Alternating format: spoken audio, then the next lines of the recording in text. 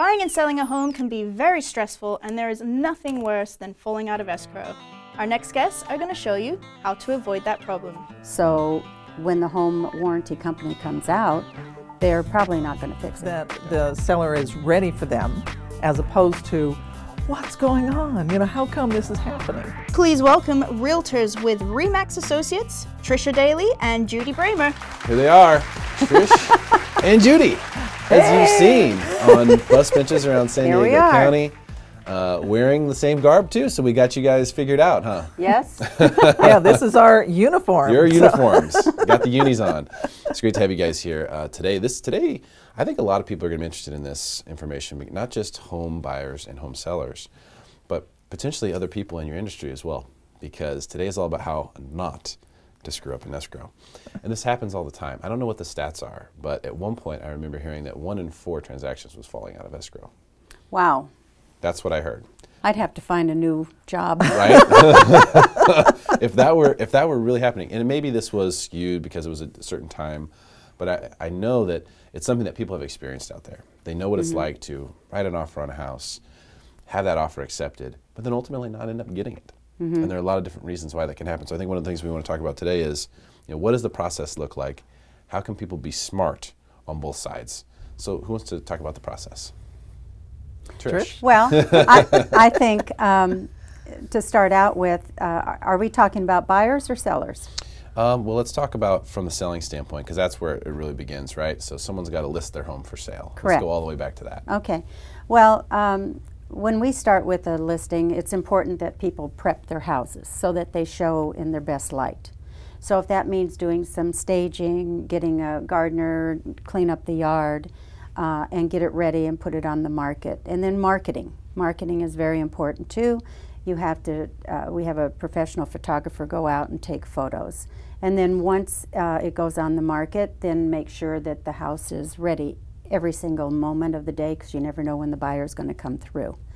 Then once you get into escrow, it's negotiating the offers. So there may be just one offer you're working with, or you may have 3 or 4 multiple offers. And that's where it gets a little bit tricky. And step in anytime, Judy. I'm waiting for a break. Okay. But that's where it gets a little tricky. So when we get multiple offers or even just one offer, the first thing we do is we call the lender. And we double check that the buyer is qualified to purchase.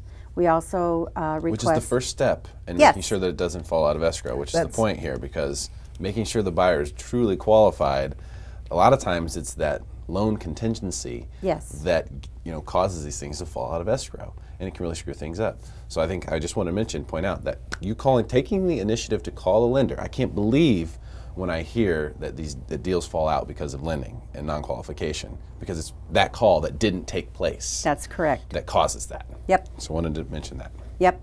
And then, so we always get proof of funds, and we talk to the lender to verify their credibility and their that all of their monies have been checked and they've been on their job long enough.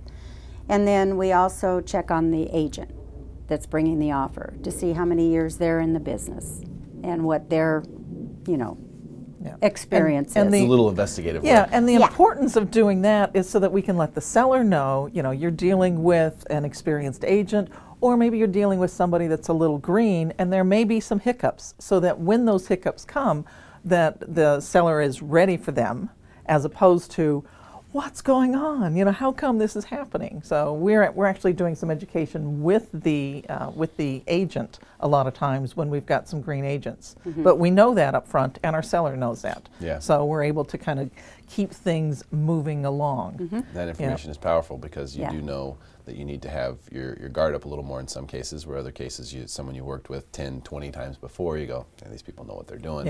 Everything should be good to go. That's it. But either way, at some point you've got to select an offer to accept, right? Correct. Yep. So once you accept that offer, this is for people out there who don't know, this is when you go into escrow. Okay. Yes, absolutely. Okay, so that is when you enter escrow, when that offer is accepted. Now we have an agreement. Both sides agree this is the price, and we're now going to march down the path of making this happen. Yeah. it's not as simple as just, hey, we both agree we're selling for $550. They want to buy for $550. Call it a day. You know, it's not like buying something at Walmart. Okay, you can't just swipe your credit card and walk through. We're talking about hundreds of thousands of dollars. So that's why we have to go into this escrow period. That's why it exists, so that we can figure out the exchange of money, who's lending what, make sure all the assets are tied together properly, titles held properly, all that stuff. So falling out of escrow is what we're trying to avoid. Yes. So let's talk about what causes that. The two primary areas that things fall out of escrow is either because of the appraisal, because the appraisal didn't come in on value, or because something happened with the inspection that scared off the buyer. Okay. You know, so the first thing we do is what Trish and I do is we ask for the appraisal to be ordered within the first 3 days of escrow. So that way we know it's going to be done timely, and we ask the seller to make sure they keep the house in tip-top condition, show condition. You know, it doesn't matter if it's the appraiser, doesn't matter if it's the inspector, somebody's coming in looking at the house. So you want the house to still look good. And we ask the seller to provide us with an amenities list, everything they've done to the house to upgrade it, you know, new windows, new roof, the heater, things that the appraiser might not see, and provide a list of that to the appraiser. We also provide comps to the appraiser if the appraiser, you know, would like us to provide comps, especially if it's in and around our neighborhood. Trish and I do a lot of business in Claremont, Bay Park, and so we can more easily provide comps to maybe an appraiser that doesn't work in the neighborhood quite so much. So that's the first thing is you know, doing that and providing that to the appraiser and making sure that process keeps moving. Are we still having issues with out-of-area appraisers really not knowing what's going on? I know that was a big deal for a while. Is that something that's still an issue? It's not so bad now, but it was the big deal back in 2008 and 2009 because appraisers were coming in from Riverside and trying to appraise Claremont or try to appraise Mount Helix. And the appraisals weren't coming in. They were coming in lower because they weren't familiar with our area. Gotcha. Okay, so it's good to know that that's not as big of an issue now. It's not as big an issue, but we still like to provide those comps, you know, comparable properties to the appraisers. Appraisals and inspections, they're the number one and number two things. On the inspection side, just curious, do you guys think that pre-listing inspection is wise for a home seller to do if they have an older home that might have a few issues? We don't like to do that because if you do a pre-listing inspection, then that inspection report needs to go to the buyer. Yeah. You know, and if it's something that isn't that big of a deal, now the buyer may think it is a big deal. You know, and why didn't the seller fix this in advance? You know, most sellers know what's going on with their home and what things need to be repaired. And so we ask for any of those things that they're aware of to be taken care of in advance.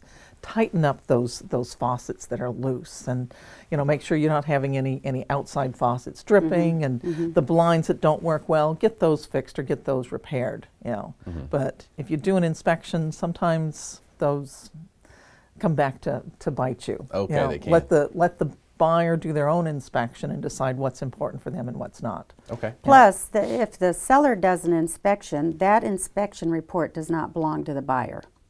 Right. So, say for instance a seller does do an inspection and the buyer doesn't do their own inspection, and they move in and there's a home inspection or a home warranty on the house, and the dishwasher goes out. Well, that inspection report does not belong to that buyer. So when the home warranty company comes out, they're probably not going to fix it. Gotcha. Okay, makes sense. I was just curious if that's one of the top reasons. So what are the things that, let's say, either buyers or sellers could do to help avoid some of these things that cause people to fall out of escrow and deals to break up? Well, the first thing we suggest is be flexible. Is if you're in a multiple offer situation and you know the price is here and the offer's been bid up and you accept a higher offer, the buyer more than likely is going to want something to come back to them. You know, they're going to want some kind of a credit. You know, and so you know you go in and you do the inspection, and if you'd accepted an offer maybe that was at listing price, maybe the buyer would be fine with, I'll take care of that, I can take care of that. But it's like, you know, I paid $10,000 more. I want a little bit back. And so they're going to be asking for a few more things. So we just ask the sellers, just be flexible with this. And then, you know, but when we do get the inspection report and we get the request for repairs, we'll talk to the buyer's agent about it. You know, what's going on, what's really important for the buyer, so we know what the hot buttons are. We'll review the inspection report, and then we'll sit down with the seller. It's about communication, you know, making sure that everybody's on the same page. Yeah. I think another thing too, in addition to that, is that as soon as we list a house, we get the sellers to complete the disclosures. And as soon as we open escrow, we get those completed disclosures to the buyer immediately, because they have a certain amount of days to review the disclosures, and if there's something on there, a title disclosure or something, then that gives the buyer time to jump on their investigation and do their due diligence to find out what the item might be that brings up questions. Okay, makes sense. Well, I think that one of the things that's a lot of people who are not familiar with the industry will realize is that if they think about it, they get worked up over little things. I mean, how many times have you seen someone, you know, ready to walk away from a deal over $1,000 or something like that? Yes. I mean, just crazy emotions. So when you say be flexible, I'm actually going to say hashtag calm down. Okay, like just calm down. Okay, just because you got to realize what you're giving up and like all this thing. Because let's now talk about what happens if you fall out. So if you do decide to get hard-headed over some small stuff, or even something that may seem big, like $2,000. Now, what are the consequences of that? How many more mortgage payments do you have to make? How much are you going to miss out on? How does your property look now that you have to go out there and market it as back on the market? And what statement does that cost? And those are, I was going to actually bring that up about, you know, talking to the seller and saying, so what happens if you don't provide this $2,000 credit? You know, where do you want to go? You know, let's keep the big picture in mind. You know, why are you selling the house, and where is it that you're going? And it's like, oh, that's right. I've got this job in North Carolina. I need to sell the house. I can't afford to have a rent payment there and have the house payment here. You're right. Let's just make this deal happen and go. Yeah. And so it's just, you know, like I said, just keeping those lines of communication open. Yeah, you don't want to have to remarket a property. You want to have to go back through the whole process. It's pretty negative going back on the market. Yeah, it's not a good thing. Yeah. And part of that too is properly pricing a property. So you have to properly price a property, and the more, it's a numbers game. So the more buyers you have coming in, the closer you are going to get to go into escrow. Right. Well, hopefully, I wish this upon no one, that your deal falls out of escrow. But should it start to look that way, or if it should happen, now you at least know what to do. Thank you guys so much for coming today. Really appreciate your time. Good. And your Thanks. expertise. Thank It's great you. to have Thank you you. both. Trish and Judy, stick around for more Smarter San Diego TV, where we guarantee to make you smarter than everyone else, commercial free.